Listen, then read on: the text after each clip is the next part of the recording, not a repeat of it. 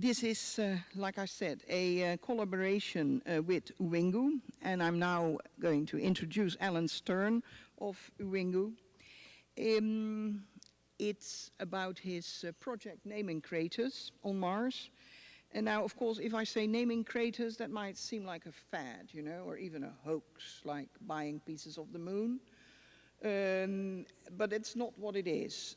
Although it's true that for years only a very select group, like the space mission rover drivers, have been naming craters on Mars, and like the Apollo astronauts named spots on the moon. From February of this year, you and I can name craters too, because there are many, many craters that have no name, because they aren't big enough or interesting enough, geologically speaking, that they will be named at this moment by the austere organization, the International Astronomical Union. And so, you know, we can name craters. My happy face crater isn't coming up. I had, you know, and naming craters, of course, I don't know how it is here in America, but I come from a town where the government builds a bridge or a building, and it has an official name, and nobody in Rotterdam uses that name, because it will look like something, and that will be the name that everyone gives it, even for 50 years or more. And so it's the same, of course, with craters on Mars. There's one crater on Mars, it's called the Gull crater, and if you look at it from space, it looks like a happy face. So I bet if we could name it, or we would speak about it, it would very soon be named the Happy Face Crater, and everyone else would forget that it had another name. Now, naming a crater, of course, costs you money, because this is a project that is supposed to get money in, and this Uwingu project is not about lining the pockets of Alan Stern with gold. It's about setting up a fund that will, you know, give grants for exploration, research, and education. In a way, it is a stand against sequestration, actually. You know, everything that was cut away from the budget, in this way we are pledging it ourselves. They hope to collect about 10 million, and that would, in my mind, fund quite some research. Which is good. Now, of course, if you think, you know, who am I to name a crater as a person, then please think that, realize that the people that are naming craters now do so completely for personal reasons. I mean, they are scientists in the International Astronomical Union. They are allowed to name it, but they pick names from towns that are dear to them. And so on the Gusev crater, that is all very well known to us because Spirit used to roam there, there is on the edge of that crater rim, there is a crater named Zutphen, and I'm pretty sure that it's probably as hard to pronounce for you as the Kuiperbelt is, because it's a Dutch name as well, and that's because a Dutch guy was allowed to name a crater because he was a scientist. So if you have a good name, why not? There are about 500,000 craters still unnamed on Mars. So naming them is, you know, it will not happen unless we do it. And while we do it, we bring together quite a nice fund for research, which I think is a good idea. Now, about this project, I think Alan Stern, and about who he is, he can tell himself best. So I would like to give to you Alan Stern, who is not just, you know, Uwingu man naming craters, but he is a planetary scientist and former NASA science director. Alan, can I give you the floor?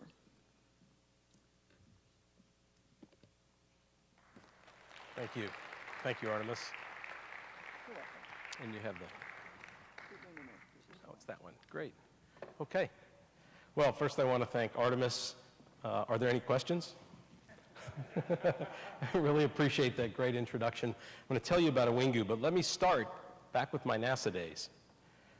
When I was at NASA headquarters, and it would come time that we had to make a hard decision, some mission had increased in cost, maybe we had to make a cut to a research program, I realized something, that space research is very different than almost every other form of research. If you're an atmospheric scientist, then there are dozens of federal agencies that you can apply to, and there are state and local agencies, and there are private corporations and foundations. If you're in medicine, it's not all NIH by any means. There are foundations and hospitals, and there's big pharma, and there are other federal agencies, even the Defense Department. And I can make this example again and again in energy research, in chemistry, in almost every field except space research. In space research, it's almost all NASA, a little bit of NSF. So, you know, there's an old saying, if you only own one stock, you probably deserve what you get when it goes down. When I left NASA, I wanted to change that situation just a little bit. And that's how Uwingu came to be. We wanted to take that little bumper sticker that says, think globally, act locally, and make the first example of a new way to fund space research, space exploration, and space education. And rather than form another competing nonprofit for those of us who are space people, and there are only so many of us, to make another planetary society, another Explore Mars, another National Space Society, we decided to take a very different approach, and that's Uwingu. Uwingu is the Swahili word for the sky, and Uwingu is meant to be international. Uwingu recognizes that most people on Earth really think space is cool, but they just want to touch it here and there. They don't want to live the life like we do. They don't want to belong to it. They don't want to invest in it. But they love going to see a Star Trek movie. They love going to see Star Wars. They love hearing about something cool in space. So rather than going deep in the pockets of a small number of people, we formed a private company to find new ways to engage people in space. And what you heard from Artemis is about one of our first engagement projects. I'm going to tell you about that. But before I do, let me tell you what the two objectives of the company are. They are first to engage people in new ways in space exploration, space science, and space research. And secondly, to use proceeds. Our target is 50% of all revenues that we receive go to the Uwingu Fund that then funds grants, initially to organizations like Explore Mars and Time Capsule to Mars, and soon to individual researchers, educators, to help them when times aren't great, as we heard about sequestration. We've been successful at this so far, and I'm going to tell you about it, but first, let me tell you who's involved. Planetary scientists and astronomers formed Uwingu. We monetized it with a crowdfunding campaign. We have no investors other than the founders. We have no one to pull our strings, no shareholder who doesn't believe in the mission that I just described. Some of you may know some of these names. You may know Emily Kobabe, one of the foremost NASA space educators of our time. You may know Mark Sykes, another planetary scientist who runs the Planetary Science Institute, one of the largest planetary science organizations in the United States and, in fact, in the world, which now stretches over 3 continents. Some of the other names are less well known, but we have a very deep bench in our advisory board, and many of you will know names like Andy Chaikin. You know Peter Smith, who was the PI of Mars Phoenix mission, the Mars Polar Lander. David Grinspoon, Library of Congress astrobiologist. Dave Eicher, who's the editor of Astronomy magazine. Bob Richards, famous in commercial space. And I won't read the entire list, but we're very proud of our advisory board that's very active. It adds a lot of depth to this small company, and it really helps guide us as we put together new ideas. Now, what we launched in February, as you just heard, is a project that's way out of the box. We created a new map of Mars with all of the scientifically cataloged craters, 590,000 of them. Then we grandfathered in all the names of existing craters that were named by scientists like myself over the past 50 years. There are only about 1,000. You can see how big a task it is to enumerate, to name all the known craters of Mars. In 50 years, we did about 1,000. We've got 590,000 to go. On February 26, we announced that Uwingu's made a new Mars map, and on our map, anyone with access to the internet can choose any crater on the map and purchase the naming rights on our map. They start at $5. They go all the way up to thousands of dollars. And the bigger the purchase, the more money goes in the Uwingu Fund. The more people that make purchases, the more money that goes to the Uwingu Fund. And what you get when you make a purchase is a nice PDF of a little certificate that says where you named it, where the crater is, shows it on the map of Mars, shows your crater with your name on it, and anybody can see it. You can socially share it with Facebook, with Twitter, with Google+, and half a dozen other ways. You can also share craters you may not have named, but you just like that. And people are doing really interesting things. Is Buzz still here? Because somebody named a crater for Buzz. Somebody named a crater for Jimi Hendrix. People are doing all kinds of interesting things. Take a look. This is our website. This is the way you get to us, www.uwingu.com. This is what it looks like when you go to the Mars app. And this is one little plot of terrain on Mars, like many, where all the craters are now taken with all kinds of interesting names. We find that people are naming, and oftentimes for their coworkers, for their loved ones, and they're doing interesting things. They're telling stories. Some people are telling stories about their family, because each time you name a crater, you also get to write a citation about the person or the thing, your pet or your loved one or someone you work with. Maybe it's a hero of yours. Maybe it's an artist you really like. Why you named it that. And there are people who are just reading the stories. And there was a blog written by a woman not too long ago who said, I always thought of Mars as this cold, barren desert where no one could live. But I went to Uwingu's website, and I'm reading these stories, and it's becoming a warm, humanized place. And that really moved us. We see other examples of this. One individual has named over 300 craters in honor of a deceased loved one. He's telling the story of her life. Her name is Annie Cannon. She lived in Australia. He's named craters for her pets, the places she lived, the places she worked, the friends that she had, the things that she liked. We see many examples like this. One of the most fun was a guy who blogged on Facebook that he had proposed marriage by naming a crater on Mars.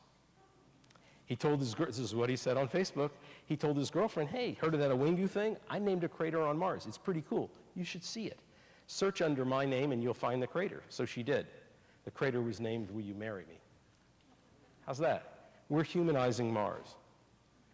Because when people name something, they form an immediate attachment to it, a bond. As soon as we have our children, we name them, or our pets. People name ranches and houses and boats. And we're giving people a way to attach themselves to Mars that's never been possible before. Before, you had to be somebody like me, a member of the IAU, or you had to be a rover driver or an Apollo astronaut. But let's face it, the number of features on Mars is so large that scientific committees can't handle it. We'd spend all of our time doing nothing but.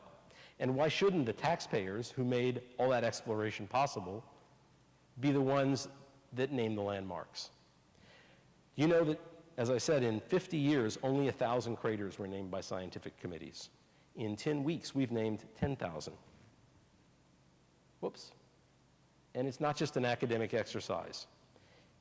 Beyond being in Uwingu's map is going to Mars. We signed an agreement with Mars One that they will carry our map to Mars on their 2018 lander, which will be built by Lockheed Martin. It's a robotic lander. And that they'll use the nomenclature and the names in our map in all of their mission operations. And I'm announcing today that we've also partnered with Time Capsule to Mars, which you heard about earlier. And our map will also go to Mars on that spacecraft. And the same, their mission operations will also refer to the features and feature names left by people like yourselves on Uwingu's map. I submit for you that this new map of Mars will be more useful than past maps because it will be more complete. It will also be more human. And I submit that you might want to get involved. Help us fund projects like Explore Mars, like International Dark Sky Association, like student travel grants that we've just begun soliciting. Help us with Astronomers Without Borders. Help us with Time Capsule to Mars.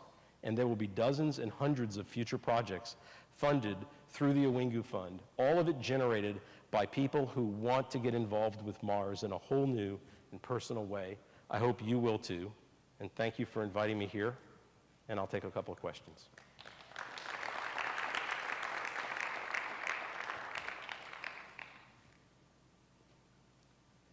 Anyone?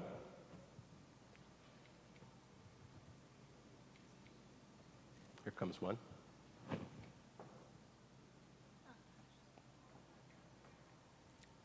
Hello, Gus Sherbum from Philadelphia. How are you incorporating people from other countries who might want to name a creator but don't speak English? I mean, that's fantastic. Thanks for because asking. there's a whole rest of the world of non-English Absolutely. speakers No, who have non-English names. Our servers may be in the United States, but our users are from all around the world. We actually track the analytics. People from over 180 countries have visited our website. Wikipedia tells me there are only 194. And purchases of creator names on the map have been made from people from over 80 countries. So they're already taking advantage of that. We can accept other alphabets. We can't quite accept kanji yet, but a wide variety of foreign names are already in the database. In fact, countries like Denmark and Sweden, Canada, and Japan are at the very top of the list in terms of most number of features named. Yes, sir. Yes, sir. When you collect the money for the Ultimate Research Fund, do you just simply hold it, or do you try to grow the money in financial markets so there's more to share? Another good question. So we have two objectives. One is to show that we're actually spending the money on researchers and projects, and also to grow a larger fund so that we can start to have calls for proposals. So from the Uwingu Fund, half goes into the longer term where it builds, and the other half goes to the kinds of grants that I just named. Over a dozen grants like Explore Mars so far in just the past 10 weeks, and soon a wide variety of student travel grants to report PhD research in planetary science. David. Well, yes, David Dunham, Kinetics. Is there any chance that these names will be officially approved by the IAU? Not a chance. Not a chance. IAU, and I'm a member of the IAU, has shown themselves to be wearing a little too much starch in their shirts. I get the feeling sometimes when they criticize what we're doing that it's as if a local zoning board started to complain about someone who invented a Monopoly game. We've got a public engagement project that's extremely popular. They don't want to have anything to do with it, but we're just fine with that. You know, the map that gets the most use is probably the one that'll become official, no matter how many scientists do or don't vote for it. And let's face it, when North America was settled, people just came across the lands and they named the rivers and the mountains and the towns of their own volition, and they didn't write back to Washington for each and every one for permission to go to some bureaucrat. I want Mars to be the same way. And why shouldn't it be? Why shouldn't it be about the people of the Earth embracing Mars, not select committees that just happen to luck into it because that's their profession, being a scientist? Let's get as many people as we can involved, and let's get them revved up about the next generation of Mars exploration. That's what we think at Uwingu. Thank you very much.